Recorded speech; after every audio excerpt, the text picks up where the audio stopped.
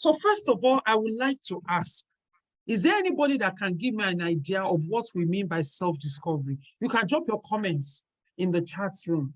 When we talk about self-discovery, what are we talking about? The act of knowing who you really are. Absolutely. Very, very important. So my second question, why do we need to know? Why? Okay, Chinwendu says is the art of knowing who you are. Beauty says is the means, the act of developing yourself.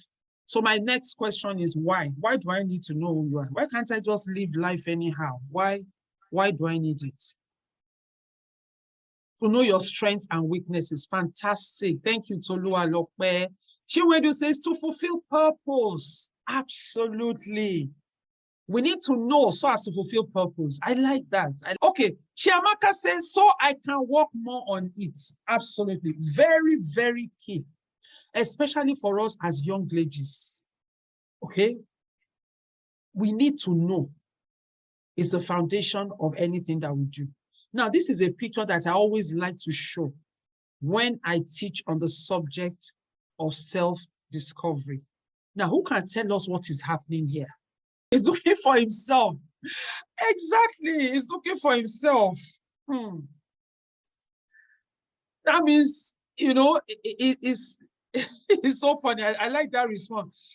At the bottom of the screen, it says, Phil is at 50, is still trying to find himself. Is that not sad? I turned 50 a couple of years ago. And imagine if at my age or before I turned 50 or when I turned 50, I was still at that point of trying to find out who exactly I am as a person. And that's why I'm very excited for every one of you, you know, under the sound of my voice this afternoon or this morning, based on where you're joining us from. Remember, the theme of this session, of this training is my 30-year-old self, a look at my 30-year-old self. So irrespective of your age, maybe you are still a teenager, you probably still have another 10, 15 years to go. Even if you're in your 20s, you still have a couple of years to go, okay? So we're saying this is your now, okay? The pretty girl on the left-hand side, depending on how your device, it is on your device, and we say transitioning to become the mature woman in her 30s. What should go on between these two pictures? Something needs to happen between these two pictures. So the first question I want to ask you, what do you see about your future? Where do you see yourself in either, based on your age at the moment, either 5 years' time, 10 years' time, 12 years' time? What do you see? What do you see? Very important. I came across this quote that I find very interesting by Sean Patrick Flannery. He said, do something today that your future self will thank you for. Do something today that your future self will thank you for. We've heard of instances of people, you know, that have gone on to become famous. Okay, in our own definition, we'll say successful. They've gone on to achieve things. And then somebody somewhere, especially in these days of social media, will just go to the past of that person and pick up something, maybe a picture, and blast it on social media to embarrass that person. I remember many, many years ago, maybe some of the older, I think I saw two of our mommies already on this here with us.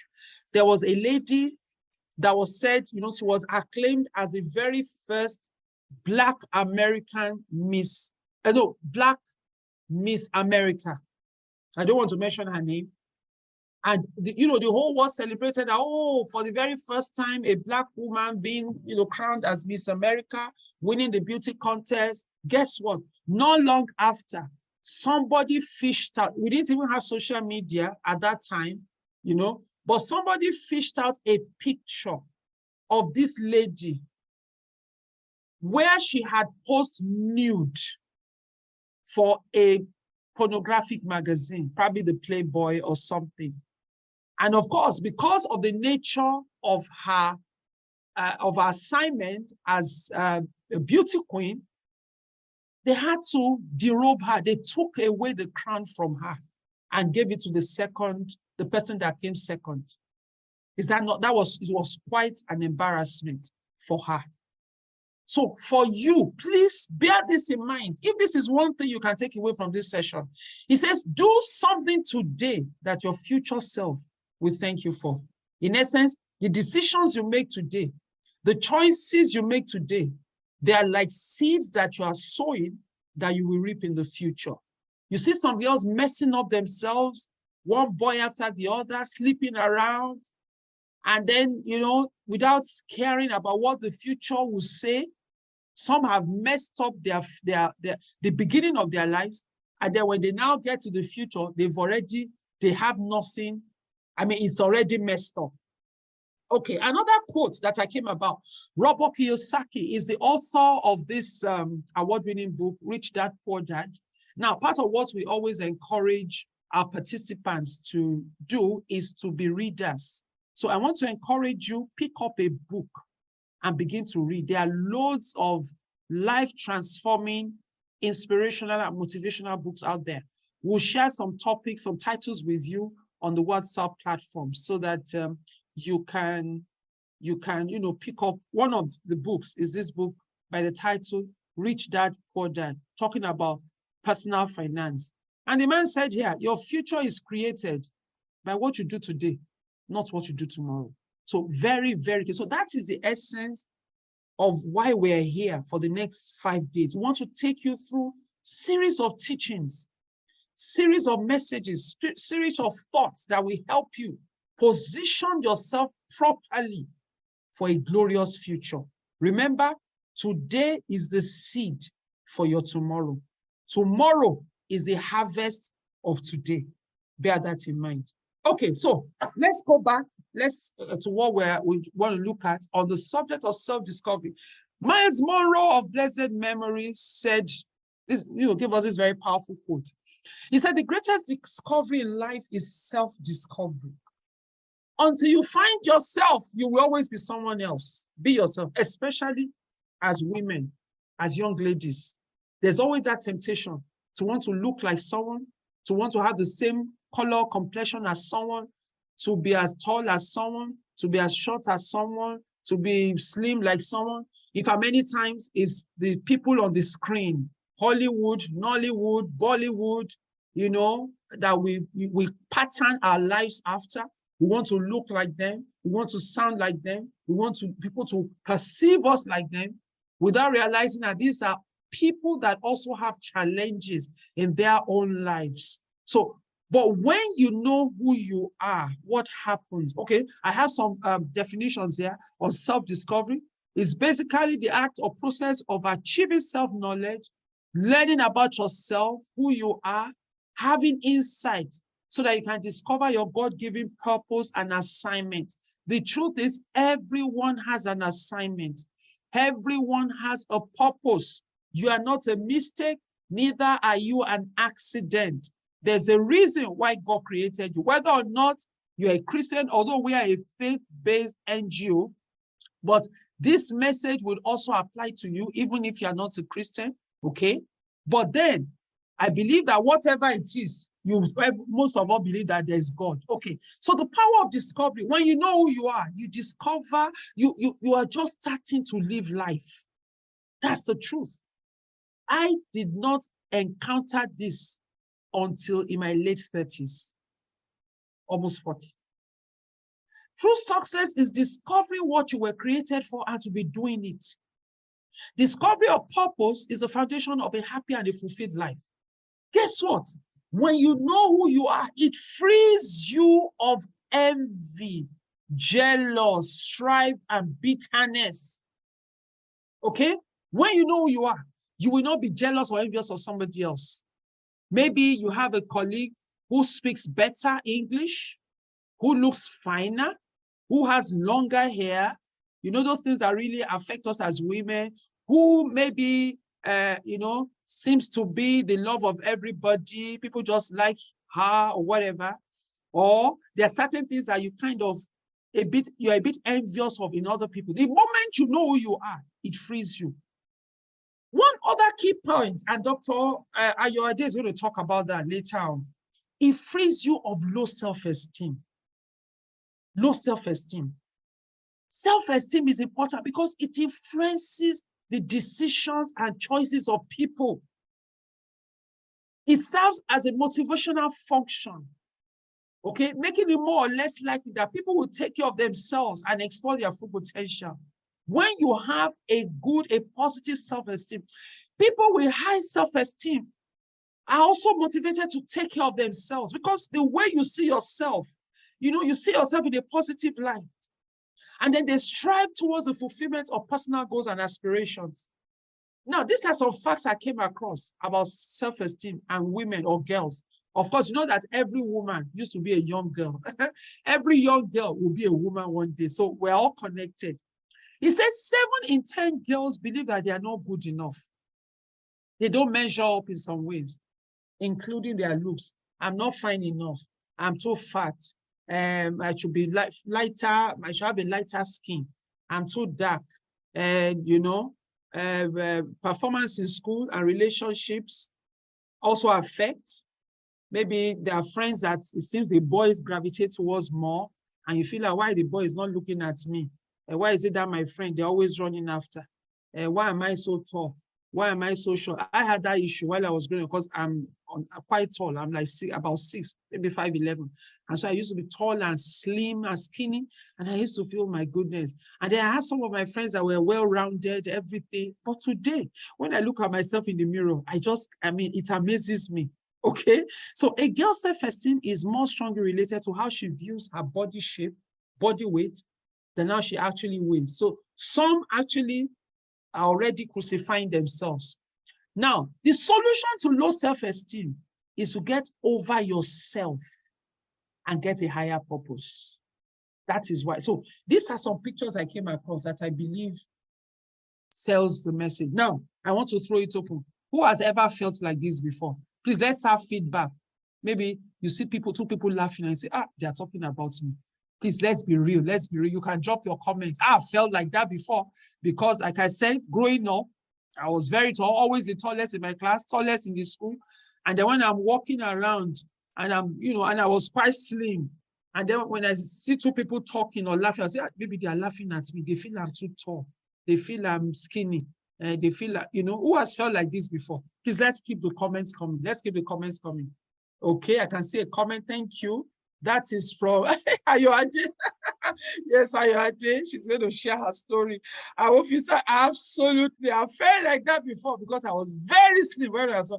Thank you very much, Deborah. Ulasi. Oh, she said, exactly. Thank you for all the comments. I can see all your comments. Yes, those are issues we deal with. Okay. Olufemi, Joseph also said, I have. Tolu Alope said, I have. Yes, I have many people comment on my height saying I'm too tall for a girl. Wait until you listen to Dr. Ayoade. Okay, so for some, it might be weight. You might say she's too fat. How can you be this fat? Because the truth is there are some, teenagers that they build up fat, baby fat. And then later on, as they mature, the fat drops off. Okay, so for some, it might be the weight, it might be the height, it might be the look. Okay, so now, I want to show us another picture. Okay, now there's something they call the imposter syndrome that people with low self-esteem have. They say, oh, you did a great job. Look at what this guy said. Anyone can do it. Some will say, oh, you wrote very well. Say, what did I write? Oh, you're wearing a very beautiful dress. The dress that I bought under the bridge. You use your mouth to mess up with compliments. Okay? Aramide says, I have my eyeballs. I have my eyeballs is too big. Oh my goodness. Big eyeballs is an asset. What are you saying? Shemilori said, I have to. Okay. So it's called imposter syndrome. I don't want to overflog this issue of self-esteem. Let me just move on. Okay. There's what we call the healthy self-esteem, low self-esteem. Look at this one. Healthy self-esteem can say no. Low self-esteem has a trouble accepting positive feedback. When people say, you did, you say, It's not, you don't know what you're saying. They believe that others are better than them. But people with a healthy self-esteem will accept strengths and weaknesses. Okay, will be able to express their needs. But people with low self-esteem, they'll be afraid, to talk, to express themselves. Okay, so let me just move on. This is another one. She said, oh, your hair is nice. It's the shampoo. Whereas if you have a positive self-esteem, you'll be able to accept. You say, thank you. There's nothing wrong. Thank you. Praise the Lord. There's nothing wrong. So there are two great days in a person's life. The day we are born and the day we discover why. So let's embark on the journey of self-discovery in this short time that I have. Okay. So I'm sure you've probably asked this question before. Okay, so who am I? And that's what we want to look at. Who am I? So these are 4 key questions that we've probably asked. I asked this question several times when I was on this journey. Who am I? Why am I here? What is my purpose? Where exactly am I going? So these are very, very important questions. Now, I'm going to take us through what I call 3 quick steps to personal discovery. There's a book I wrote called Personal Discovery for Women. If you'll be interested, you can send us an inbox so that we can let you know how you can get a copy. Okay, it's called Personal Discovery for Women. That is, I believe, will really be impactful for many of us. So the first thing is to know who made you. When you know who made you, it strengthens your sense of self-esteem. Whether or not you are a product of marriage, maybe you're a child of a single parent, your parents never got married, or maybe possibly your mom was even raped and decided not to abort you or whatever. You know what? That does not change the fact that you have a unique purpose. Second thing we look at is who you are. Know who you are. And last but not the least, know what you have. So the first thing, know who made you. I've said this repeatedly. Understand that you are God's idea. You're specially formed, uniquely packaged and delivered. And God created you for a purpose, a reason and a purpose. Just as every product on earth has a manufacturer, you have a creator. Okay, so every manufacturer, before coming up with a product, would normally, have something at the back of his mind, a reason for creating that product. Okay, there's a reason. Whoever came up with the microphone had a purpose at the back of his mind. The microphone is to amplify sound. Whoever came up with the car had a reason, is to move people from one location to another. Whatever it is, there's a reason. There's always a reason behind the mind, on the mind of the creator. And likewise, before God put together the world that called you, he had a reason in mind. Okay, so that settles that. So I came up with just 2 insects. No matter how much we hate them, we despise them, they irritate us. Do you know that insects have a purpose? Part of this is to pollinate flowers. I'm sure those of us in biology, we know what I'm talking about. They assist in breakdown of waste. They serve as predators, okay? And they're also food for birds and maybe some reptiles. And of course, the bee produces honey that we all take. So despite the fact that it's a tiny creature, it has a purpose. Now the rat, we all hate rats. I can't stand rats. When I see a rat, just know that I'm out of that place. But guess what? The rat also has a purpose. Isn't it amazing? God created the rat to clean garbage and to help us eat up waste. And of course, laboratory tests, because it's been said that the metabolic system of the rat is quite similar. I think the mouse in particular is quite similar, identical to humans. So they use them a lot. They use mice a lot in experiments before testing, before using certain products on humans, on people. Can you imagine that a rat that we cannot stand, or a mouse or mice, has a purpose? Now, on the left-hand side is this man called Nick Vujicic. born without arms or legs, but today he has just a tiny toe at the bottom of his torso. Today, Nick is a motivational speaker. He's a preacher that goes all over the world, motivating people, inspiring people. He has businesses. He stays in the US. And guess what? He's married to a very beautiful woman with 4 children.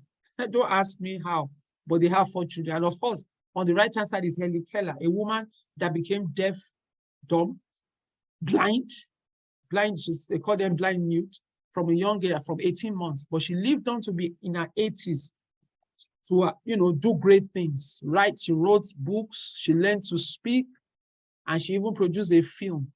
Can you imagine that? So how much more you have a purpose. So the second level, remember I said the first thing is to know who made you. So God created you. God loves you. He created you for a purpose. Second level, know who you are. Now, I've said this before. You are not an accident. You are not a product of circumstances that just happened to drop on earth. You are not a genetic mismatch, but you're a unique being. Your voice, your DNA, fingerprints are just unique to you. I'm sure some online that probably have a medical background, or maybe you study biology or medicine, you understand. Well, thank you. I can see all the comments coming in. I'm sure they will bear with me that DNA carries everything about you. No 2 fingerprints are alike. If you go to the embassy to get a visa, they take your fingerprints. They take another person's finger. Even twins, they have different fingerprints. Your voice is unique to you. There's no one person who is like you on planet Earth, even identical twins. No one else has your peculiar combination on Earth, just like no 2 snowflakes are alike. Is that not amazing? Is that not amazing? So the last level, remember, know who made you, know who you are, and now know, okay, under what, then now know what you have. Know who made you, know who you are, know what you have. What do you have? I came up with this acronym called PAP. I love PAP a lot. It's actually it's actually my favorite African meal. PAP. Oh my goodness, PAP and Ankara. Oh Lord, I'm done. I mean, that's it. Okay, so the first part is P. The first P, your personality. The second one talks about your natural abilities, your gifts, your talents, or it could be your gift, your talents, your natural abilities, and then your passion. So I call it PAP, P-A-P, personality, abilities, and passion. These are part of things that makes you unique. Part of things that make you, these 3 core things are the things that make you unique. Okay. So let's start with personality. Okay, so personality basically is the real you, your emotional makeup. And this explains why you think, reason, react the way you do in circumstances. Personality will talk about your strengths, your weaknesses, and it is what God has placed inside you to contribute to your community, either your family, okay, where you work, when you start working, maybe you're in an organization, maybe you're in school, and then you join, what's it called now? You join maybe an association. Your personality is what you carry in there and contribute into that organization or in that community where you are. And you find it that as you begin to express that personality, people will begin to say, oh, she's so excellent in that thing. Why? Simply because you are expressing who you are. Yes, beauty says it's character. So Oluwalope said characteristics that define you. And I'm trying to see somebody say, favor said what defines you. My likes and dislikes, thank you so much. I appreciate all of your feedback. Okay, so in the world of psychology, there are so many, they've already divided, in fact, they talk about 16 personality types, 32 personality types. On the WhatsApp platform, we're going to share a link to a test you can do. It's a free test, just do it to kind of have an idea of what your personality is as a person. But personally, I just always choose to break them into 4 different categories. 4 different categories for this personality type, 4 different categories, okay? And so we talk about the directors or the dominant personality. These are people that they like to be in charge. They like to control. They like to lead. They are strong-willed. Now, let me say this. Each personality type has its own strengths and weaknesses, okay? And that's why we need God. So what we're saying is that celebrate your strengths, but the weak aspect of your personality, that's what makes us human. The weak aspect of your personality, ask God to help you. Work on those weak aspects and ask God to help you. Are we together? So for those that work in the dominant personality, they're usually very dominant, domineering, like to control. They are very good as leaders. They're always, positive. Oh, we can do it. Let's go. We can do it, Such people, they are like that. I'm going to show you 4 pictures. I will do a test to kind of identify where each one will fall. Then we have and then they are very daring. They are bold. They are the time that want to climb the mountain. They say, let's go and climb Mountain Kilimanjaro. They're not afraid of challenges. Then we have the influencers. I call the dominant the directors. We have the influencers that are like the cheerleaders, very lively people, very joyful people. So very lively people, they jump around, they are the life of a party. If they have not entered a party, the place will be dull. But the moment they show up, everybody is happy. They're very friendly. They make friends with everybody. They go everywhere. They have, the interesting thing, in my house, I have all 4. So I'm also saying this from experience. Especially my first 2 daughters, totally different. One is more of the very gentle, laid-back person. The other one is a very lively one, that wants to go everywhere, that wants to travel the world. Then we have the steady, I call them the caregivers, very gentle, easygoing people. They tend to be a bit laid back. They take things one step at a time. They're not, they don't like to be disturbed. They are just, I use the word equilibrium to describe them. They are very, they can be on one spot. You have to push them to do things.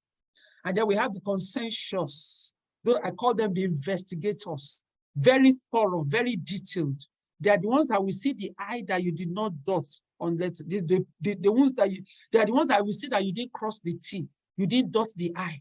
Very, very, focused, detailed people.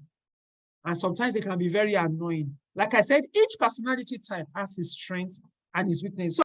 So I show the picture now, and I want somebody to tell me, who the first 2 that I'm going to show you, out of these 4, which picture describes these people best?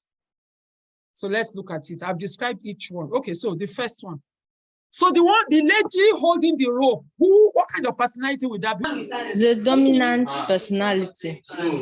Which one is dominant personality? And the second one is the first picture, the one with rope. Okay, that's the dominant personality. Thank you. The one that can climb any mountain. So the lady on the right, who is she? Or the one with the colorful socks? Can you see her dressing? she's a cheerleader. The cheerleader. Well done. Thank you so much. You're very right. Left. The what? One with the hunchback. She's a caregiver. Caregiver. And then Okay. Bag. She's an investigator. Fantastic. Oh my goodness. You are so good. Very true. Thank you so much, Ngozi. She doesn't have a hunchback, but she's just bent over because she's always serving people. So she has a tray. I don't know, maybe that's a cake pan or something that she's carrying. Okay, so thank you, Gold. I can see your comments. Shemilore said the one with the apron is steady. The one drawing is an influencer with the bag. Can you see her with her glasses? always, but like I said, each personality type has its strengths and has its weaknesses. Okay, so it's for you to discover yourself that, okay, because I said the dominant people, they are usually not very gentle. They're not very patient with people. They're not, they're always complaining about other people. They feel that people are slow. Hey, my first son, is more like the dominant. He's going to be one of our speakers. And I remember when they were growing up, he used to have an issue with his sister because the immediate younger sister, that is my first daughter, she's more of an influencer. And she's not serious. She's too playful. But that's her personality type. Okay? That's her personality type. But then, let me go back. So the dominants need to work on that, to be more patient. Then the influencer tend to be very forgetful. They're very forgetful people. They can carry their bag somewhere and leave it there because they tend to be a bit playful. So people like that, I would encourage a job or a career that will help you to express that. My daughter is in the media. She works as a media person. That's the best job for her, a job that carries her around. So what if you're an influencer, that might be something you will look at. So then the steady people, their weakness is that they are usually very laid back. You have to push them to do things. They might be very intelligent, they might be very smart, but sometimes for them to make change, they don't like changes. They can wear the same clothes for years and keep washing it. They can be on the same spot. They can be using the same device for years. They can be doing the same thing for years, but they need to be pushed, okay? And of course, the investigator also, sometimes they are not very patient with people. Yes, I can see some questions there. Let me quickly attend to the question. Ngozi said, how do you know? Very easy. I've explained, look at the qualities you have, the characteristics you have. That should be a pointer.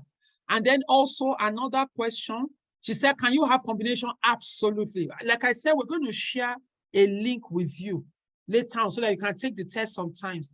I mean, in the world of psychology, they say there are as many as 32, 16, or 32 combination. You might have a combination of two, but one will be more dominant. One will be more pronounced than the other. So you understand, you can have a combination of two. You can be steady, and also you can be an investigator. Maybe you are very thorough, okay, but you are steady. I have a daughter that combines the two, steady, but also an investigator. So it's possible. So will share that link with you. Okay, so remember it's PAP. So we've looked at P, which is personality. A, which is abilities, natural abilities. Everybody has gifts. At least one gift you must have. Some is the ability to write, to speak, to act, to draw, to organize things. We will have at least one. So it's for you to also find out. And your gifts, your natural abilities makes you unique. It's part of what makes you different from others. So these are the questions you can ask yourself. What can I do effortlessly that I did not learn? What are my favorite subjects in school? What things can I do naturally that people tell me I'm good at? What can I do without getting tired? There's some things you can do repeatedly and you don't get tired of doing it. There's some subject. For instance, I look at myself, and that's why deliberately when I teach on this, I always like them to read my profile, going through when I was young, because I'm usually getting somewhere. When I was in secondary school, I was very good in writing and speaking. I used to represent my school in debates. We used to go for intercollegiate debates at that time. And then I used to write things, write stories. I would write and write and write. But I was also good in the sciences. And so my parents just concluded that, because she's good in sciences also, she should go for this in the science field. In fact, my father wanted me to be an architect because he's an architect. So I ended up becoming a quantity surveyor, which is a fantastic profession. That's very, very great profession, in particular for women. But I didn't really have a passion for it until much later, in my late 30s, I was able to discover that, what I really love. Because I noticed that in those days, when I was even in university, the courses that used to appeal to me more were the courses that involved reading and writing things. I remember then, construction, what's the course now? Something about economics, yes. Economics, construction management, things like that will involve writing was what always caught my attention. Let me also make you laugh. When I started practicing as a quantity surveyor, and we would have site meetings. We'll go, maybe there's a project going on, and we'll have site meetings with architects there, engineers there, quantity surveyors there. I will go there to represent my firm. And then when it's time to write minutes, guess what? I'm also there as a consultant. So I will volunteer to write the minutes of the meeting. And then after writing the minute, I'll write like 7 pages. Say, I was Miss Faturoti. They say, Miss Faturoti, 1 hour meeting or 2 hours meeting, you've written 7 pages. I didn't know that passion was crying out for expression. And so later on, I had to pursue my passion.